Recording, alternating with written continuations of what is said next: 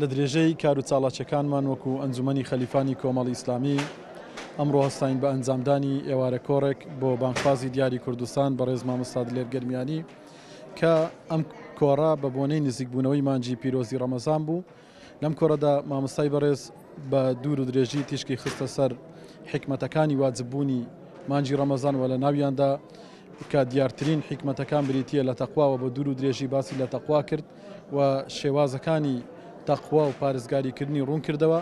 ئەوەی جێگای خۆشحاڵی بوو ژمارەیەکی بەرچاو لە مامۆستایانی بەڕێزی ئاینی دەڤەرەکە و لە خوشکان و برایان ژمارەیەکی زۆریان ئامادە بوون و بۆ جێی ڕەزامەندی تەواوی ئامادە بووە.